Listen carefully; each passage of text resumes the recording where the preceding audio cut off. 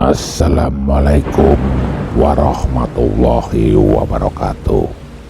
Salam Rahayu para pemirsa channel YouTube Kisah Para Leluhur Nusantara. Pada kesempatan kali ini kita akan membahas tentang duelnya Gajah Mada melawan 7 pejabat Dharma Putra. Ya, pada masa Raden Wijaya memerintah, diangkat sebanyak 7 orang pejabat yang disebut Dharma Putra. Jabatan ini adalah jabatan khusus bagi putra-putra terbaik negara yang dianggap telah mendarmakan hidupnya untuk raja.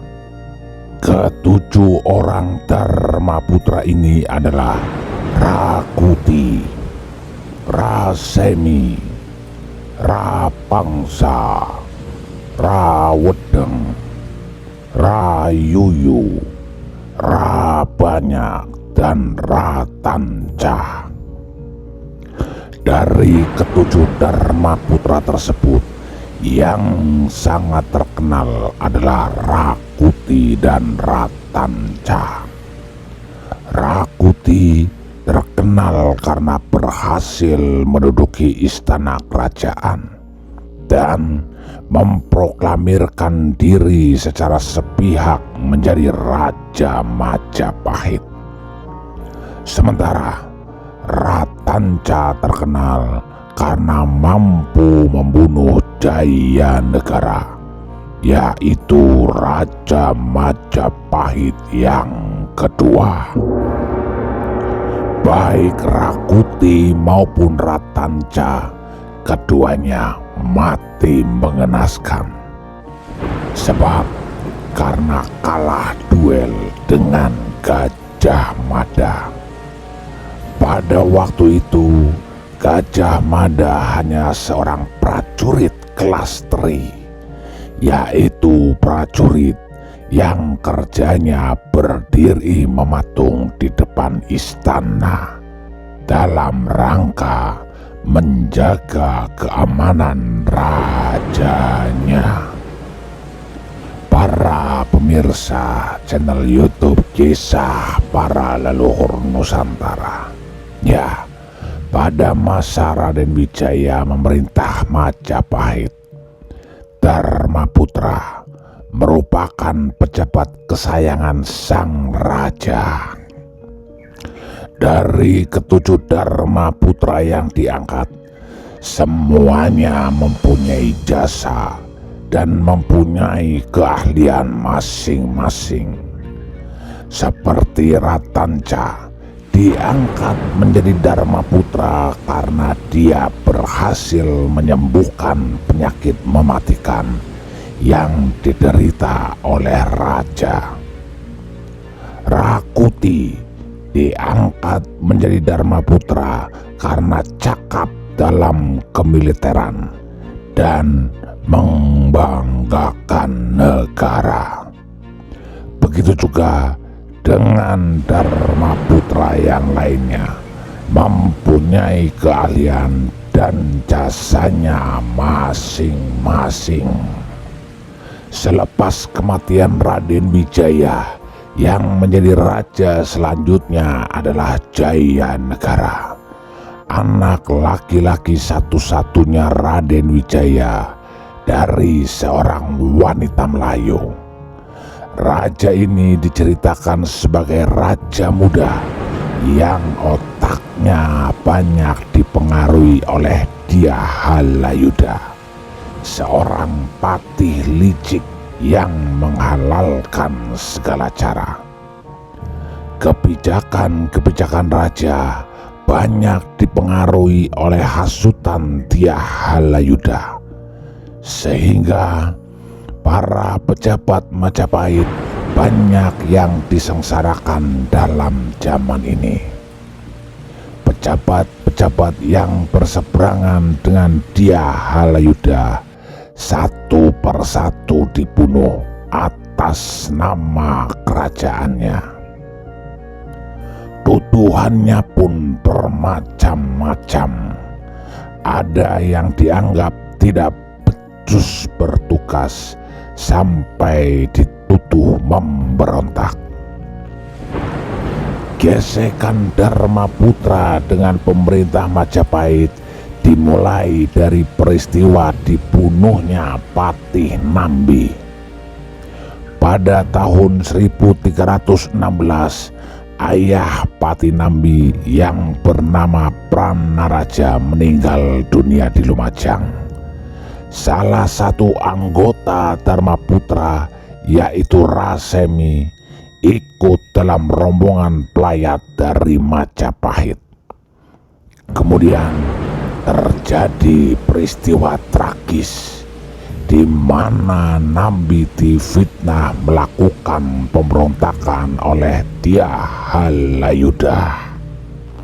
Karena percaya dengan Dyah Halayudha, Raja Jayanegara kemudian menghukum Nambi.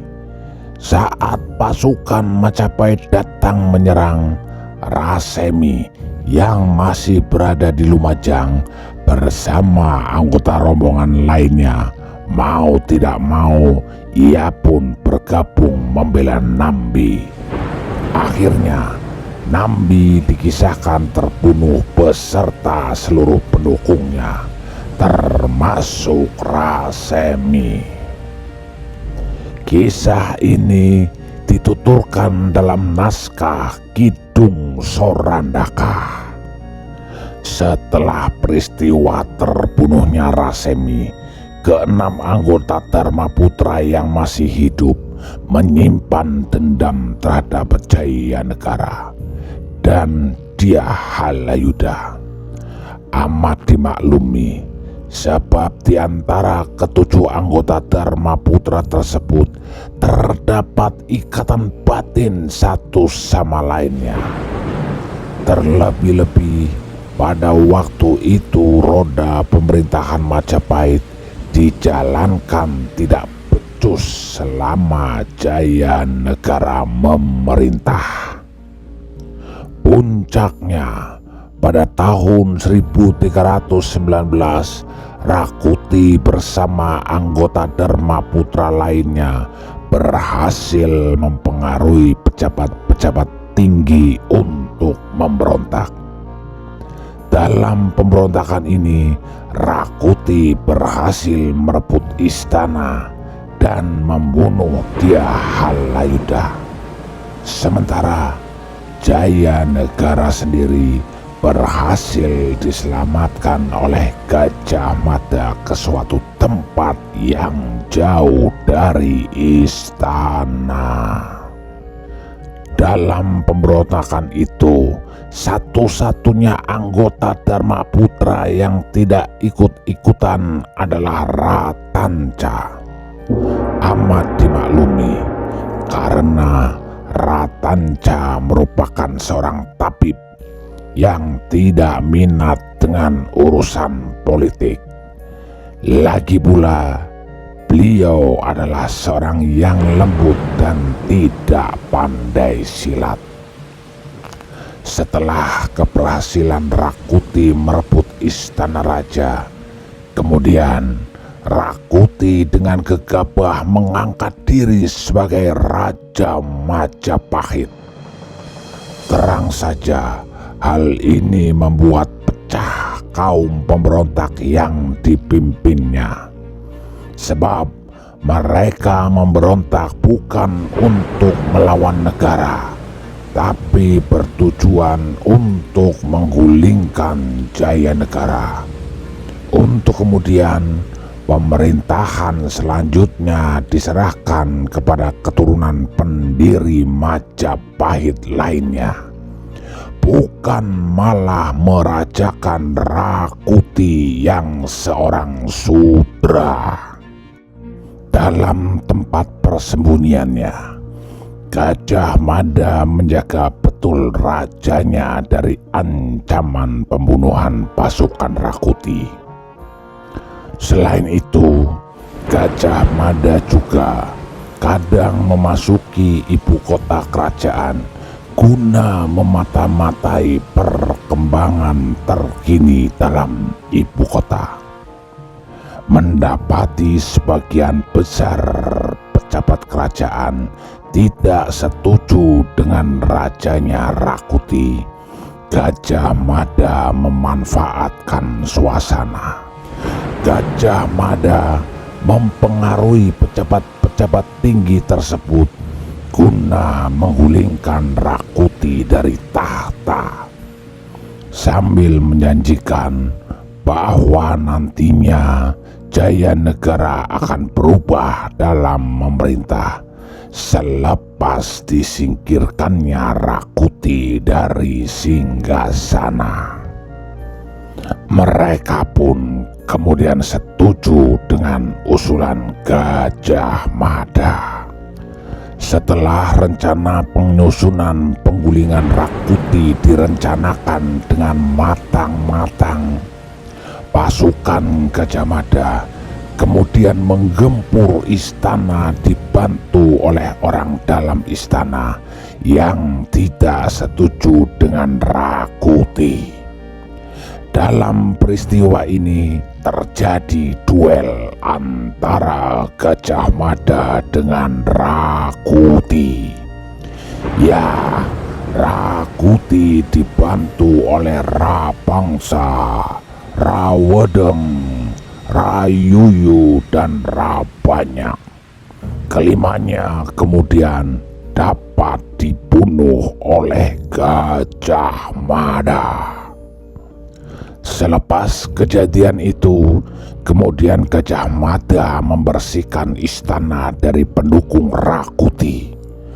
Kemudian setelah itu Raja Jayanegara kembali dipulangkan ke istana, dan mulai setelah itu Majapahit kembali aman terkendali.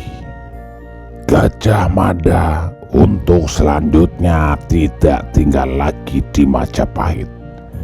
Ia ditarik ke Daha dan dianugerahi jabatan sebagai patih kerajaan Daha, negara bawahan Majapahit. Yang menjadi penguasa Daha pada waktu itu adalah Dyahwiyat. Meskipun Gajah Mada kini telah menjadi seorang patih Daha, akan tetapi dikabarkan ia masih sering dipanggil ke istana Majapahit oleh Jayanegara. Setelah berlalunya waktu, rupanya Jayanegara kembali kumat. Ia kembali memerintah dengan semena-mena. Adik-adik perempuan tirinya, termasuk Dyahwiyat yang waktu itu menjadi penguasa di Daha, dilarang menikah. Bahkan ia berencana menikahi adik-adiknya. Tujuannya agar ia tetap menguasai seluruh negara tanpa harus terbagi-bagi.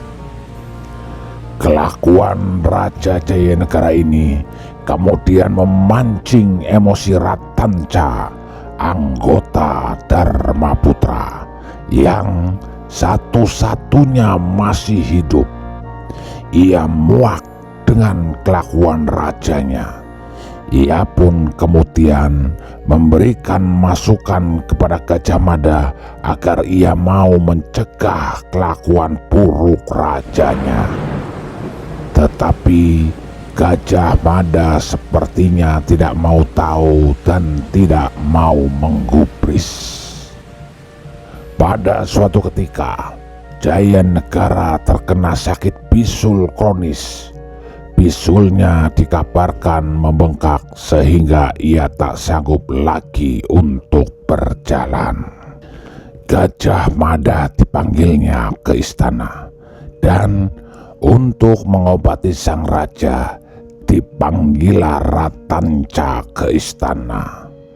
Dalam kamar operasi yang pada waktu itu di dalamnya hanya ada Ratanca, Raja Jayanegara, dan Gajah Mada, kejadian tak diduga-duga pun terjadi. Ratanca menusuk Raja Jayanegara dengan sebilah kerisnya. Terang saja Jayanegara meronta-ronta menerima ajalnya. Mendapati keadaan tersebut, Gajah Mada kemudian membanting Ratanca hingga berkelang tanah. Duel antara keduanya kemudian tak terelakkan. Namun karena Ratanca bukan seorang pesilat, ia kemudian dapat dibunuh oleh Gajah Mada dengan mudah. Setelah peristiwa itu, kemudian karir Gajah Mada semakin cemerlang. Jika dahulu ia hanya seorang prajurit kelas teri, maka setelah peristiwa kemenangannya dalam duel dengan anggota Dharmaputra, ia kemudian seketika memperoleh jabatan yang tinggi. Pada awalnya, selepas ia mengalahkan Rakuti, ia diangkat menjadi Patih Daha. Selanjutnya, ia menjadi sebagai Mahapati dan sebagai Amangkubumi atau Perdana Menteri selepas berhasil membunuh Ratanca.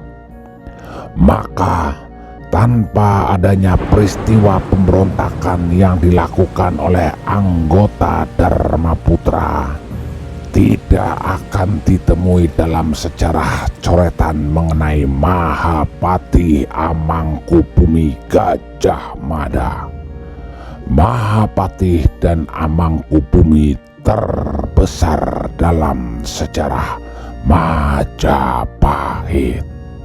Para pemirsa, perlu kita ketahui bahwa jabatan yang berlaku di Kerajaan Majapahit hanya disebutkan dalam naskah Pararaton. Dan Kidung Sorandaka adalah naskah Jawa yang ditulis pada tahun 1676 Saka atau pada tahun 1754.